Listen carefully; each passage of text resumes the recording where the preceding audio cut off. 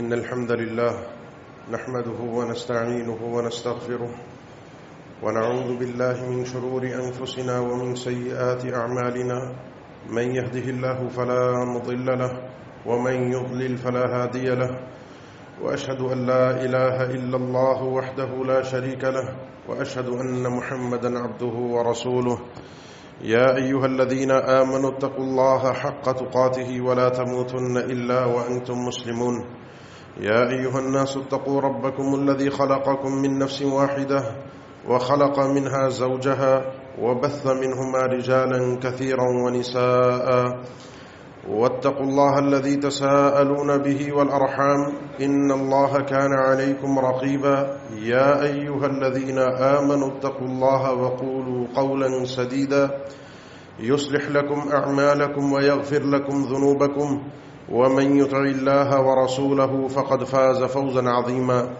أما بعد فإن أصدق الكلام كلام الله وخير الهدي هدي محمد صلى الله عليه وسلم وشر الأمور محدثاتها وكل محدثة بدعة وكل بدعة ضلالة وكل ضلالة في النار. أعوذ بالله من الشيطان الرجيم. بسم الله الرحمن الرحيم. ومن الليل فتهجد به نافلة لك عسى أن يبعثك ربك مقاما محمودا.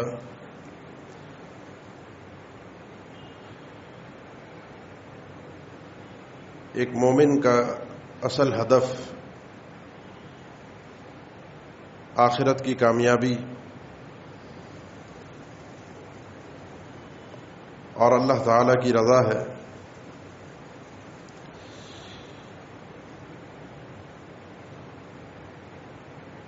اور ہر بندہ اپنے اپنے ایمان کے حساب سے اس کوشش کو پورا کرنے میں لگا ہے. کسی کے ذہن میں ہر وقت یہی فکر ہوتی ہے، کسی کے ذہن میں کچھ دیر کے لیے کوئی اور باتیں بھی ذہن نشین ہو جاتی ہیں. اور یہی دنیا کے احوال کا تقلب ہے، پھرنا ہے، تبدیل ہونا ہے. صبح کچھ ہے انسان، شام کو کچھ ہے.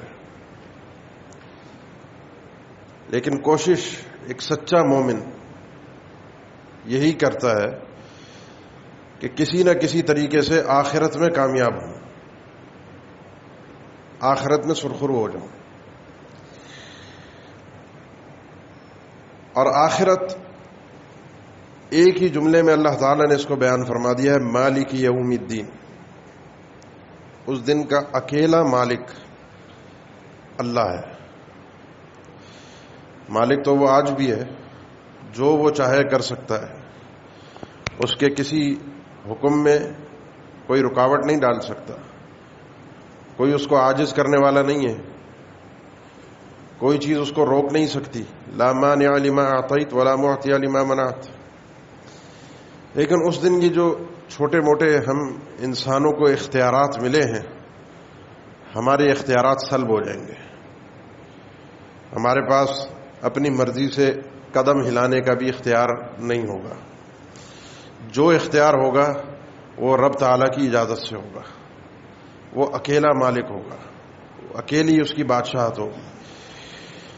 جس کو چاہے معاف کر دے، جس کو چاہے سزا دے دے. ان تعذبهم فإنهم عبادك وإن تغفر لهم فإنك أنت العزيز الحكيم. عیسیٰ علیہ السلام نے فرمایا تھا، اللہ اگر ساری انسانیت عذاب دیا جائے انہیں تو بندے ہیں، عدل ہے. اور اگر بخش دے تو یہ بخشنا رب کی غالب ہونے کی بنیاد پر ہے، اس کی حکمت کی بنیاد پر ہے. وہ رحم کر دیتا ہے، وہ لوگوں کے لیے بھلائی کر دیتا ہے. یہ اس کی مہربانی.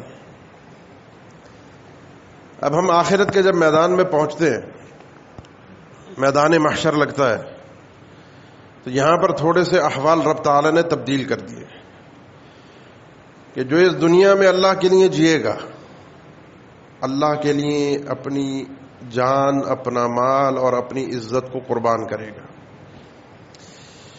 اللہ کے لیے انسان اپنی جان دینے کے لیے تیار ہے، اللہ کے لیے اپنا مال قربان کرنے کے لیے تیار ہے، اللہ کے لیے انسان گالیاں بھی سنتا ہے، لوگوں کے طعنے بھی سنتا ہے، اللہ کے لیے، دنیا کے لیے نہیں، دنیا کمانے کی خاطر نہیں، تعلقات کی خاطر نہیں۔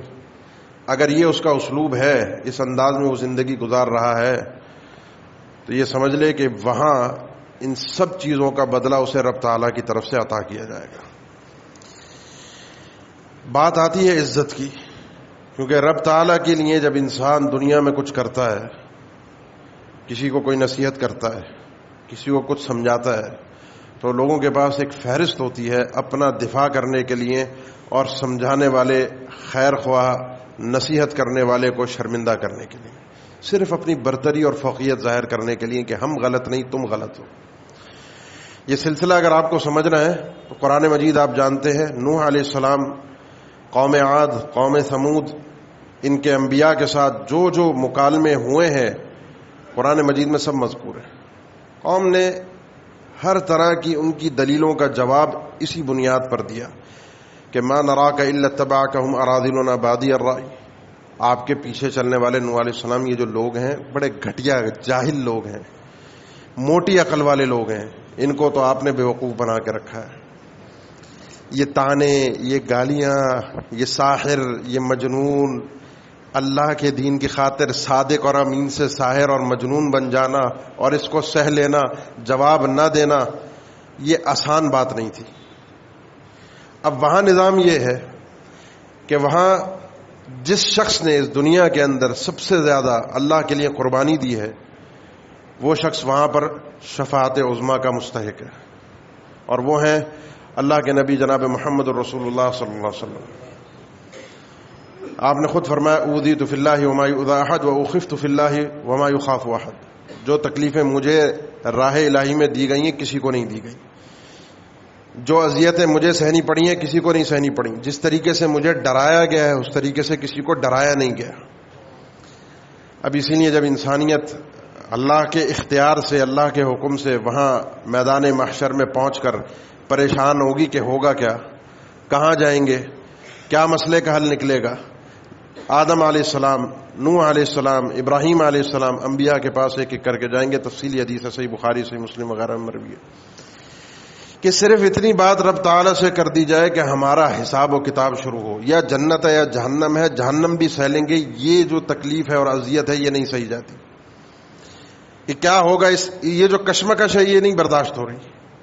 ایک ایک کے پاس جائیں گے، سب کا ایک ہی جواب ہوگا، آج رب تعالیٰ سے ہم کچھ نہیں کہہ سکتے، آج رب تعالیٰ سے بات نہیں ہو سکتی، کیونکہ رب تعالیٰ ان ربنا قد غضب اليوم غضبا لم یغضب قبلہ مثلہ ولن یغضب بعدہ مثلہ، پروردگار آج ایسے غصے میں ہے کہ اس طرح کا غصہ نہ تو پہلے کبھی تھا اور نہ بعد میں کبھی ہوگا،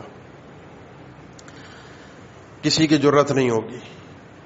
آخر میں اللہ کے نبی صلی اللہ علیہ وسلم کے پاس پہنچیں گے، آپ صلی اللہ علیہ وسلم سے جب عرض کریں گے تو آپ فرمائیں گے انا لہا، یہ بات میں ہی کر سکتا ہوں، کیونکہ اللہ تعالیٰ نے آپ کو یہ مقام دیا ہے جو قرآن مجید میں عسیٰ ان یبعثک ربک مقاما محمودا، کہ اللہ تعالیٰ آپ کو قابل تعریف مقام پر پہنچائے گا۔ آپ تہجد کا اہتمام کیا کریں، تہجد آپ لازمی پڑھا کریں، یہ اللہ کے نبی صلی اللہ علیہ وسلم کے لیے ایک جمہور علماء کے قول کے مطابق فرائض، 5 فرائض سے زیادہ ایک چھٹی نماز بھی آپ کے لیے لازمی تھی، اور وہ تہجد کی نماز تھی۔ آپ اس کا اہتمام کیجئے، رب تعالیٰ آپ کو مقام محمود سے نوازے گا۔ یہ وہ مقام محمود ہے جس کا تذکرہ آگے بھی آئے گا، جب ہم اذان سنتے ہیں اور اذان سن کر اذان کا جواب دیتے ہیں اور اس کے بعد دعا پڑھتے ہیں، تو اس میں ہم یہ دعا کرتے ہیں آتی محمد الوسیلۃ والفضیلہ وبعث مقام محمود الذی وعدتہ، اللہ کے نبی صلی اللہ علیہ وسلم کا اللہ جو مقام محمود کا آپ نے وعدہ فرمایا وہ عطا فرما دیجیے گا۔ یہ وہ مقام محمود ہے کہ کسی کی جرت نہیں ہے اول تا آخر انسانیت میں سے کہ اٹھ کر اللہ سے بات کر سکے، اور آپ فرماتے ہیں کہ ڈائریکٹ بات ہوگی بھی نہیں۔ فاحمدہ بتلک المحامد، میں اخر ساجدن، پہلے سجدے میں گر جاؤں گا اور اس کے بعد وہ کلمات تعریف رب تعالیٰ کی شان میں ادا کروں گا جو رب تعالیٰ ہی سکھائے گا اسی وقت، اور وہ تعریف وہ ہوگی جو تعریفی کلمات کبھی نہیں کہے گئے ہوں گے آپ کے اللہ تعالیٰ کی شان میں۔ پھر حکم دیا جائے گا اللہ کی تعریفوں کے بعد، ارفع رأسک یا محمد سل تعطی، اے اللہ کے نبی صلی اللہ علیہ وسلم سر اٹھائیے، مانگیے کیا مانگنا ہے، اشفع تشفع، اب سفارش کیجیے آپ کی سفارش کو قبول کیا جائے گا۔ وہ جتنے لوگ جو اللہ کے نبی صلی اللہ علیہ وسلم کو گالیاں دیتے تھے، جو آپ کے مخالف ہیں، جو آپ کے دین پر طعن و تشنیع کرتے ہیں، جو آپ کے دین کا، آپ کی باتوں کا مذاق اڑاتے ہیں، جو اللہ کے مخالف ہیں، اللہ کو گالیاں دیتے ہیں، اللہ کا انکار کرتے ہیں، وہ سب اس میدان میں موجود ہوں گے، اور ان سب کے لیے اللہ کے نبی صلی اللہ علیہ وسلم سجدے میں گریں گے کہ حساب و کتاب ان کا شروع ہو، کیونکہ سب کی یہی خواہش ہوگی کہ حساب و کتاب شروع ہو۔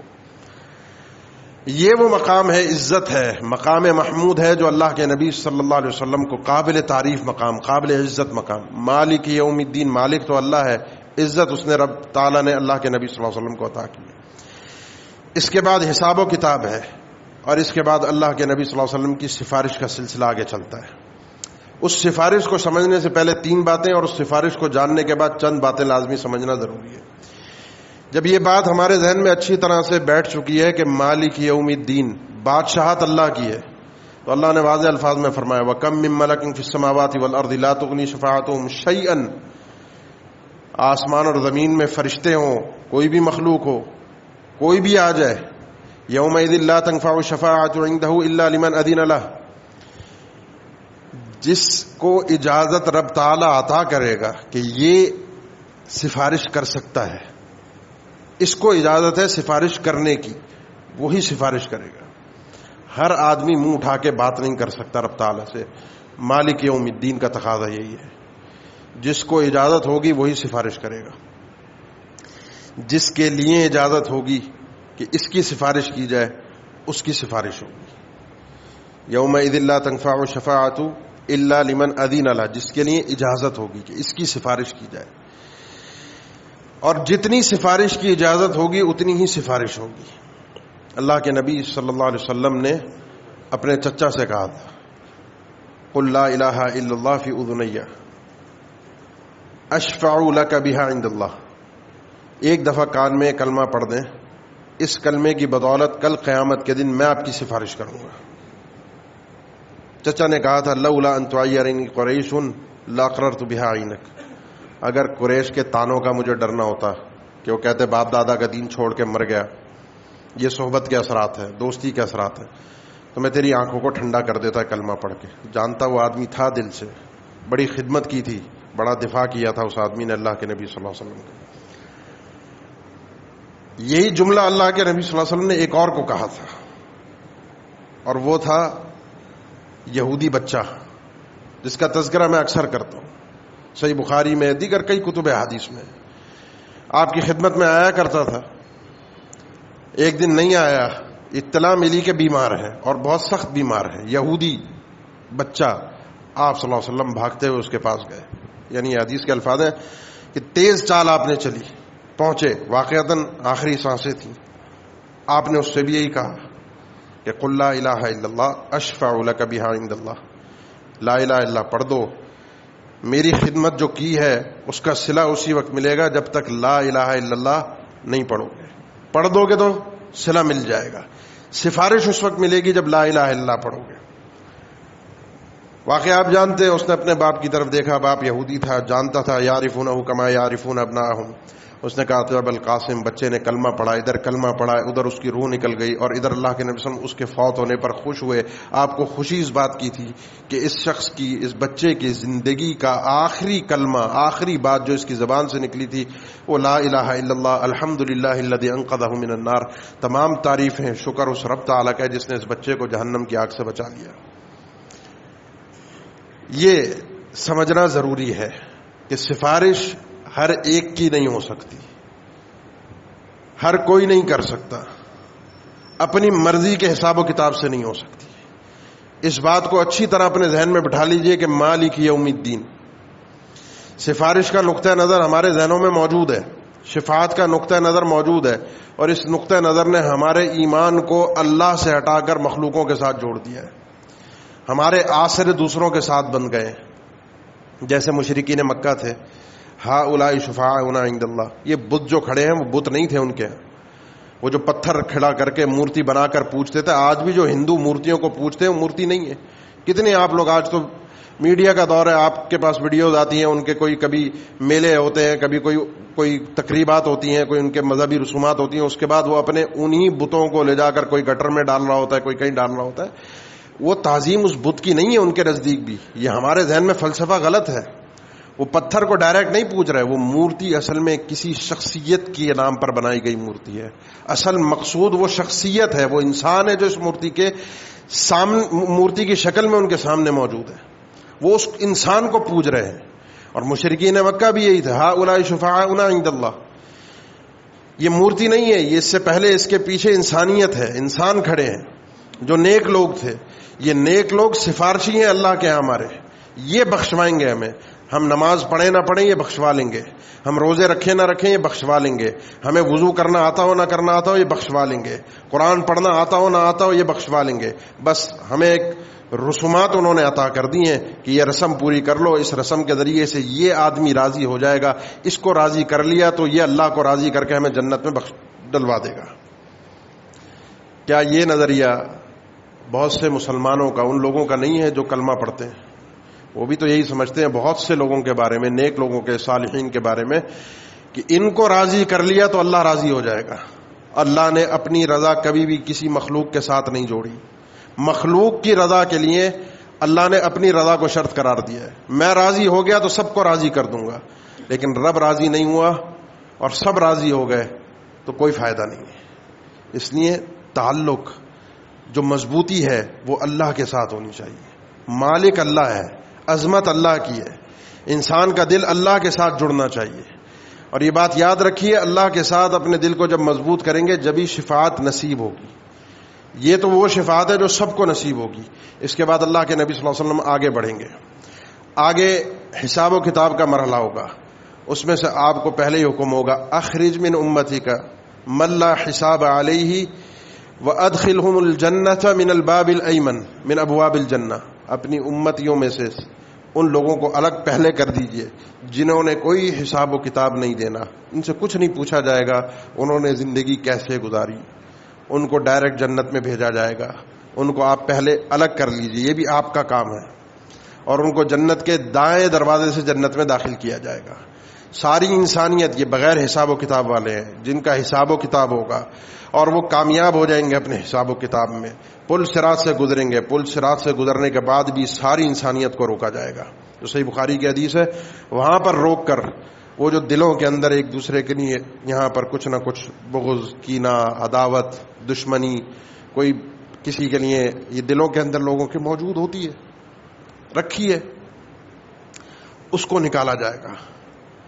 من غل اخوانا علی سرر متقابلین. یہ جنت میں غل نہیں ہوگا، ایک دوسرے کے لیے کینہ دلوں کے اندر رکھ کر، ایک دوسرے کے لیے برائی رکھ کر جنت میں جائیں، یہ نہیں ہوگا. یہاں پر یہ ذرا حساب و کتاب سے نپٹایا جائے گا، پھر بھی روک دیا جائے گا. جنت کا دروازہ نہیں کھلے گا. جنت کا دروازہ بھی جس شخصیت کے لیے سب سے پہلے کھولا جائے گا وہ ہوں گے اللہ کے نبی صلی اللہ علیہ وسلم. جب آپ کھٹکھٹائیں گے، پوچھا جائے گا کون ہے، آپ فرمائیں گے میں محمد ہوں صلی اللہ علیہ وسلم. فرمایا جائے گا کہ آپ کے لیے ہی حکم دیا گیا تھا کہ جو سب سے پہلے جس کے لیے دروازہ کھولنا ہے وہ شخصیت آپ ہے. یہاں سے امت، انسانیت اپنے اپنے مقام پر پہنچ. بلکہ صحیح بخاری کی حدیث ہے، آپ صلی اللہ علیہ وسلم نے ارشاد فرمایا کہ اس کے بعد جب جنت میں لوگ داخل ہونا شروع ہوں گے تو ایسے اپنے اپنے مقام پر جنت میں پہنچیں گے، اس طریقے سے پہنچیں گے جس طریقے سے، بلکہ اس سے بھی زیادہ معرفت ہوگی ان کو اپنے جنت میں اپنے گھر کی، جو معرفت ان کو دنیا میں اپنے گھروں کی ہوتی ہے. اس سے زیادہ اچھے طریقے سے وہ اپنے گھروں کو جانتے ہوں گے. پہنچ جائیں گے جنت میں. اب مومنین کی باری آئے گی. وہ مومنین جو جنت میں چلے گئے انہوں نے بھی سفارش کرنی ہے، کیونکہ گالیاں تو انہوں نے بھی کھائی ہیں. نیک لوگ تھے، اگر لوگوں کو سمجھا رہے تھے دنیا کے اندر، ان کو جاہل، گنوار، مولوی، ملا، داڑھی والا، پائچے، جسم، جسامت، بس جہاں دلائل کا جواب کسی کے پاس نہیں ہوتا ہے، بات ذہن میں رکھیں، دلائل کا جواب جہاں کسی کے پاس نہیں ہوتا وہ شخصیت پر اتر آتا ہے، وہ ذاتیات پر اتر آتا ہے. اور یہی چیز مصلح کے ساتھ ہوتی ہے. ہمیشہ خیر خوانہ جذبہ رکھ کر گفتگو کرنے والا شخص جب بات کرتا ہے تو انسانیت کی ایک عادت بن چکی ہے، اپنی غلطی تسلیم نہیں کرتے، فوراً تان و تشنیع پر اتر آتے ہیں، دلیل کا جواب تو ہوتا نہیں ہے، غلطی ماننی نہیں ہے، اپنے آپ کو کس طریقے سے اپنا دفاع کیا جائے تو اس کا طریقہ کار یہ ہے کہ اس کی شخصیت کے اوپر بات کی جائے۔ صحیح انہوں نے بھی ہے، اب ان کو بھی یہ مقام دیا جائے گا کہ آؤ تم بھی سفارش کرو، جن میں شہداء بھی ہوں گے۔ سنن ابی داؤد کی حدیث ہے 70 لوگوں کی شفاعت کا اسے اختیار ہوگا۔ مومنین کو اختیار دیا جائے گا، جاؤ جہنم میں سے ان لوگوں کو نکالو۔ اللہ کے نبی صلی اللہ علیہ وسلم کو اختیار مزید ملے گا، وہ لوگ جن کی نیکیاں اور گناہ برابر ہیں حساب و کتاب میں، نہ جنتی نہ جہنمی، کنترا پر کھڑے ہیں، پریشان کھڑے ہیں، اصحاب الاعراف راجح قول کے مطابق، ان کو بھی نبی صلی اللہ علیہ وسلم کی سفارش سے جنت میں ڈالا جائے گا۔ اللہ کے نبی صلی اللہ علیہ وسلم کی سفارش ان کے لیے بھی ہوگی جو جہنم میں جا چکے ہوں گے۔ اب وہ جہنم میں اہل ایمان گئے ہیں، مسلمان گئے ہیں، نمازی گئے ہیں، روزے دار گئے ہیں۔ روایات میں الفاظ ہیں، صحیح بخاری صحیح مسلم کئی کتب حدیث کی، کہ مومنین جو ہے جب سفارش کریں گے اللہ تعالیٰ سے کہیں گے اللہ ہمارے ساتھ کچھ لوگ تھے یصومون معنا ویصلون معنا ویعملون معنا، نمازیں پڑھا کرتے تھے، روزے رکھا کرتے تھے، عمل کیا کرتے تھے، آج ہمارے ساتھ جنت میں نہیں ہیں۔ روزے دار نمازی جہنم میں چلے گئے، ان کے ساتھ ہوتے تھے، اللہ دوست ہے ہمارے، مومن ہے، ان کو جنت میں داخلہ عطا فرما دے۔ ان مومنین کی سفارش سے ان کو بھی نکالا جائے گا۔ آخر میں فرشتوں کو کہا جائے گا تمہاری بھی سفارش ہے۔ فرشتوں کی سفارش ہوگی ان لوگوں کے لیے، ان اہل ایمان کے لیے خاص طور پر جن کو وہ پہچانیں گے ان کے اعضائے سجود سے۔ یہ اعضائے سجدہ، پیر، گھٹنے، ہاتھ، پیشانی اور ناک، یہ چمک رہی ہوگی، اس کو جہنم کی آگ چھو نہیں سکتی، کیونکہ ان چیزوں نے اللہ کے سامنے سجدہ کیا ہے۔ اب سوچئے وہ آدمی جو نمازی نہیں ہے، وہ آدمی جو اللہ کے سامنے اپنا سر ہی نہیں جھکاتا، اس کو کیسے پہچانا جائے گا؟ وہ کیسے جہنم سے نکلے گا؟ کب نکلے گا؟ کیا ہوگا؟ ہم کن آرزوؤں اور تمناؤں پر جی رہے ہیں؟ یہ ان لوگوں کی باتیں ہو رہی ہیں جو یہ سب کچھ کرتے تھے، لیکن کچھ اور بھی ان کے ایسے معاملات تھے جن کی وجہ سے یہ دھر لیے گئے، پکڑ لیے گئے، چلے گئے جہنم میں۔ ان کو بھی نکالا جائے گا۔ آخر میں اللہ تعالیٰ فرمائے گا کہ سب کی سفارشیں ہو گئیں، سب نے بات کر لی، اور حکم بھی رب تعالیٰ کا تھا کہ تم سفارش کرو، تمہیں اجازت دی جاتی ہے۔ کس کے لیے؟ اس کے لیے۔ اس کے بعد رب تعالیٰ اپنی مہربانی سے، اپنی رحمت سے ہر اس آدمی کو جہنم سے نکالے گا جس کے دل میں رائی کے دانے کے برابر معمولی ذرہ، اس کو بھی جہنم سے نکال دیا جائے گا۔ اور وہ اس کے بعد جو جہنمی ہے وہ ابدی جہنمی، اور جو جنت میں چلے گئے وہ ابدی جنتی۔ یہ جو جہنم سے نکل کر آئیں گے، ان کو ابتداءً ان کا نام ہے جہنمیون، ان کو جہنمی کہا جائے گا کیونکہ جہنم سے نکل کر جنت میں آئے ہیں۔ لیکن یہ نام جنت میں جانے کے بعد نعمت نہیں ہوگا، یہ نام، یہ صحیح بخاری کی حدیث ہے، صحیح مسلم میں ہے کہ ان کا نام پھر ہوگا عتقاء اللہ، ان کو اللہ نے آزاد کیا ہے احتراماً ان کا نام، کیونکہ غلطیاں تو تھیں، وہاں گئے تو ہے، ڈائریکٹ تو جنت میں نہیں گئے، ایک جیسا مقام تو نہیں ہے، لیکن جنت میں کوئی عیب نہیں ہے، کوئی برائی نہیں ہے، کوئی ایسی بات نہیں ہے کہ جو نعمت کے مخالف ہو۔ یہ لوگ بھی نکل آئیں گے۔ اب دو باتیں آخر میں سمجھ لیے تو پورا فلسفہ تھا سفارش اور شفاعت کا، دو باتیں صرف سمجھ لیجیے۔ ان دو باتوں میں ایک بات درمیان میں اشارتاً آئی تھی، اور وہ یہ تھی کہ ہم اللہ کے نبی صلی اللہ علیہ وسلم کی سفارش، وہ شفاعت عظمیٰ ہو، وہ تو سب کو مل جائے گی، بعد میں بغیر حساب و کتاب کے، بعد میں کسی بھی درجے میں مومنین ہم کرنے والے بنے یا کسی بھی اعتبار سے، یہ شفاعت ہمیں کیسے نصیب ہوگی؟ شفاعت کرنے والے کون ہیں؟ اللہ کے نبی صلی اللہ علیہ وسلم۔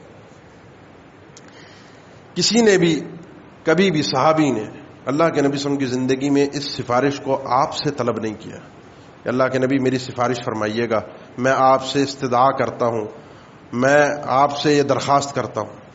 آپ سے یہ ضرور کہا کہ آپ دعا فرما دیجئے اسألوک مرافقتک فی الجنہ، آپ اللہ سے کہہ دیجئے وہ یہ سفارش مجھے دے دے، لیکن ڈائریکٹ آپ کو کہا ہو، آپ سے دعا کی ہو، آپ سے درخواست کی ہو، کیونکہ یہ اختیار نبی صلی اللہ علیہ وسلم کا بھی نہیں ہے۔ اسی لیے جو سوال کا اسلوب تھا وہ ایک بڑے سمجھدار آدمی نے اللہ کے نبی صلی اللہ علیہ وسلم سے ذکر کیا، اور فرمایا کہ من اسعد الناس بشفاعتک یا رسول اللہ، اے اللہ کے نبی صلی اللہ علیہ وسلم وہ کون خوش نصیب لوگ ہوں گے جن کو آپ کی سفارش نصیب ہوگی۔ سمجھدار آدمی تھے، اسلوب سوال کا بڑا بہترین بنایا کہ کس بنیاد پر سفارش ملے گی، اس سفارش کے لیے بھی کوشش ہوگی، تمنا اور آرزو نہیں ہوگی۔ آپ نے فرمایا ابو ہریرہ مجھے یہی میرا ذہن تھا کہ یہ سوال تم سے پہلے کوئی اور آدمی نہیں کرے گا، کیونکہ جو تمہارے اندر علم اور حدیث کی تڑپ ہے وہ کسی اور کے اندر نہیں ہے، یہ سوال تم نے ہی کرنا تھا، سمجھدار آدمی تم اس معاملے کے اندر ہو۔ سنو، اسعد الناس بشفاعتی یوم القیامہ من قال لا الہ الا اللہ خالصا من قلبہ، کامیاب آدمی میری شفاعت کا مستحق وہ ہوگا جس نے سچے دل کے ساتھ لا الہ الا اللہ پڑھا ہوگا اور اللہ تعالی سے اس کا لگاؤ ہوگا۔ یہ لا الہ الا اللہ اللہ سے لگاؤ ہے، اللہ سے وہ مانگ رہا ہے، اللہ سے کہہ رہا ہے، اللہ سے تعلق جوڑا ہوا ہے۔ اتنا تعلق جوڑ لیا کہ ابتدائی مراحل کے اندر اللہ کے نبی صلی اللہ علیہ وسلم کی سفارش بھی اسے مل گئی، بغیر حساب و کتاب کے بھی آگے بھی بڑھ گیا۔ کوئی اور آیا، اس کا حساب و کتاب کا مسئلہ کچھ ٹھہرا، وہاں بھی سفارش آ گئی، اور خود سفارش کرنے والا بعد میں مومن کی صورت میں بن گیا۔ تو لا الہ الا اللہ کے بغیر ناممکن ہے اللہ کے نبی صلی اللہ علیہ وسلم کی سفارش، اور جب اللہ کے نبی صلی اللہ علیہ وسلم کی سفارش نہیں مل سکتی تو کسی اور کی بھی نہیں مل سکتی، اور اللہ کے نبی صلی اللہ علیہ وسلم کی سفارش نہیں مل سکتی، اس کا معنی یہ ہے کہ اللہ نے اس آدمی کو بخشنا نہیں ہے، اللہ نے معاف نہیں کرنا، اللہ نے معاف کرنے کے لیے یہ ذریعہ بتایا تھا۔ لا الہ الا اللہ اس کو صحیح طریقے سے سمجھے بغیر معافی نہیں ہے۔ یہ جو تعلق جڑے ہوتے ہیں، مشرکین کے بھی تعلق تھے، ان کے بھی سفارشی تھے، کیونکہ سفارش کا کانسیپٹ دنیا کے اندر موجود ہے، ہم دنیا کے 10 معاملات کے اندر اس چیز کو استعمال کرتے ہیں۔ وہ بھی یہی کرتے تھے جس کو آپ نے خطبے میں بھی سماعت فرمایا کہ یہ بخشوا لیں گے، یہ بچا لیں گے، فلانا بچا لے گا، یہ اللہ کا بڑا قریبی تھا، یہ بخشوا لے گا۔ اللہ نے فرمایا فما تنفعهم شفاعت الشافعین، کسی بھی سفارشی کی ان کو سفارش کام نہیں آئے گی، کیونکہ لا الہ الا اللہ اس کے تقاضوں کو انہوں نے پورا نہیں کیا۔ اس کے تقاضوں میں یہی تھا کہ تعلق اللہ کے ساتھ ہو، دل اللہ کے ساتھ جڑے، امیدیں مرادیں اللہ سے ہوں، ڈائریکٹ اللہ کے قریب ہونے کی کوشش کرے انسان۔ بندے اور خالق کے درمیان ایک واسطہ آتا ہے، وہ ہے اللہ کے نبی صلی اللہ علیہ وسلم کا، وہ بھی عمل کرنے کے طریقہ کار میں، باقی مانگنے میں، دعائیں کرنے میں، توکل کرنے میں، بھروسہ کرنے میں، مرادیں ماننے میں، منتیں کرنے میں سوائے اللہ کے کوئی اور آسرا نہیں ہے، اور خالق اور مخلوق میں اس درمیان کوئی واسطہ نہیں ہے، کوئی انسانیت کا واسطہ نہیں ہے۔ جو واسطے رب تعالیٰ نے قرآن میں ذکر کیے وہ اپنے ہی ہیں، یا تو اللہ کے اسماء و صفات ہیں یا اپنی دعائیں ہیں۔ کسی بندے کی دعا ہے کہ وہ اللہ سے کہے، خود وہ بخشوانے کے قابل نہیں ہے، لہذا اس سوچ کو درست کیجیے اور تبدیل کیجیے۔ نمبر 2 جو ہمارے کرنے کے کام ہے، اذان کے بعد اللہ کے نبی صلی اللہ علیہ وسلم نے فرمایا، صحیح بخاری کی بھی، سنن ابی داؤد کی حدیث بھی ہے، جو شخص یہ دعا پڑھتا ہے پہلے تو اذان کا جواب دیتا ہے۔ اس کا مطلب کیا ہے؟ اس کا مطلب یہ ہے کہ نماز کا اہتمام کرنے والا آدمی ہے۔ جو شخص نماز کا اہتمام کرنے والا ہوتا ہے وہ اذان کو بھی جانتا ہے، اذان کے وقت کو بھی جانتا ہے، اذان کا جواب دینے کا بھی اہتمام کرتا ہے، وہ اذان کا جواب بھی دیتا ہے، اس کے بعد دعا بھی پڑھتا ہے، اور دعا پڑھتے ہوئے کہتا ہے اللہم رب هذه الدعوة التامة والصلاة القائمة آت محمد الوسیلة والفضیلة وبعث مقاما محمودا الذی وعدتہ۔ یہ دعا یہاں تک وہ پڑھتا ہے، آپ نے فرمایا اس آدمی کو میری سفارش نصیب ہوگی۔ اس کا مطلب کیا ہے؟ یہ آدمی باعمل ہے۔ آپ نے فرمایا جو شخص صبح اور شام 10 مرتبہ درود پڑھتا ہے، یہ سنن ابی داؤد کی حدیث ہے، میرے اوپر درود پڑھتا ہے، حین یمسی و حین یصبح 10 مرات، صبح اور شام 10 دفعہ، فرمایا کہ یہ آدمی بھی میری سفارش کا مستحق ہے۔ یہ وہ چیزیں ہیں جو ہم کر سکتے ہیں، یہ وہ عمل ہے جو عبادت تعالی ہے، اللہ کی عبادت ہے۔ اللہ کا قرب حاصل کیجیے ان عبادتوں کے ذریعے سے، وہ راہیں نجات کی آسان ہوں گی جو ہم اپنے دماغ میں بٹھا کر بیٹھے ہیں کہ آخرت کی کامیابی کیسے ملے گی۔ آخرت کی کامیابی اعمال کی بنیاد پر ہے، یہ راہیں ہیں، یہ راستے ہیں، جو اختیار کر لیتا ہے اسے نصیب ہو جاتی ہیں۔ ایک چیز اور ہے جو ہر آدمی کو عام طور پہ نصیب ہوتی نہیں ہے، اور وہ یہ ہے کہ اللہ کے نبی صلی اللہ علیہ وسلم نے ارشاد فرمایا کہ جو شخص مدینہ میں آ کر رہتا ہے، پھر مدینہ اپنے جھٹکے دیتی ہے۔ میرا تجربہ ہے، میں نے وہاں رہ کر بھی اور لوگوں سے جو پرانے وہاں رہتے تھے بڑا ایک تجزیہ کیا کہ ہر 5-7 سال کے اندر مدینہ میں ایک جھٹکا آتا ہے۔ جھٹکا مطلب وہ کوئی زمین ہلتی نہیں ہے، مطلب اس طرح کے حالات پیدا ہوتے ہیں کہ لوگ مدینہ سے نکل جائیں، نکلنے والے نکل بھی جاتے ہیں، پھر نئے آ جاتے ہیں، پھر نکل جاتے ہیں۔ اور یہ اللہ کے نبی صلی اللہ علیہ وسلم نے فرمایا کہ والمدینۃ خیر لہم لو کانوا یعلمون، مدینہ بہت بہترین ہوگا ان کے لیے لیکن کاش کہ اس بات کو سمجھیں۔ جھٹکے آتے ہیں۔ فرمایا جو شخص مدینہ میں رہتے ہوئے یصبر علی لأوائہا وجہدہا، وہاں کی تکلیفوں پر، پریشانیوں پر، بھوک اور پیاس پر، بیماریوں پر صبر کرتا ہے۔ میں کہ کئی ایسے میرے واقف ہیں جو وہاں کاروبار کرتے ہیں، ان کا حج اور عمرے سے کاروبار وابستہ تھا، 1 سال ہو گیا، آپ کو علم ہے ان کے جو حالات ہیں معاشی طور پر کس قدر وہ پریشان ہیں۔ دنیا تو یہاں والے تو جو حج اور عمرے کا کام کاج کرنے والے تھے ادھر ادھر نکل گئے، وہ وہاں پہ بیٹھے ہیں، کچھ لوگ نکل آئے، کچھ لوگ رہ گئے، اور کچھ لوگ جو وہاں رہ رہے تھے ابھی بھی رہ رہے ہیں، وہ کاروبار کے لیے نہیں گئے تھے، وہاں شروع سے گئے تھے مدینہ میں رہنے کے لیے۔ اور یہی بات اللہ کے نبی صلی اللہ علیہ وسلم نے دوسری حدیث میں ہے کہ من استطاع منکم ان یموت بالمدینہ فلیمت بہا، جو شخص یہ کوشش کر سکتا ہے کہ اس کی موت مدینہ میں آئے تو یہ کر لے کہ وہ مدینہ میں ہی مرے۔ یہ کب ہوگا؟ کہ جب مستقل مدینہ میں رہے گا، وہاں کی تکلیفوں پر صبر کرے گا، حالات تبدیل ہوتے رہیں گے، پریشانیاں آتی رہیں گی، جھٹکے آئیں گے، باہر آسانیاں ہوں گی، باہر کشادگیاں ہوں گی، باہر فراوانیاں ہوں گی، وہ نکل کر باہر نہیں جائے گا۔ بظاہر کثرت باہر ہوگی، برکت مدینہ میں ہوگی، اضافہ وہاں نظر آ رہا ہوگا، لیکن جو تاثیر ہے وہ مدینہ کے اندر ہوگی۔ فرمایا جو رہ جاتا ہے اور مر جاتا ہے یہاں کی تکلیفوں پر صبر کرتے ہوئے، کل قیامت کے دن میں اس کی سفارش کروں گا۔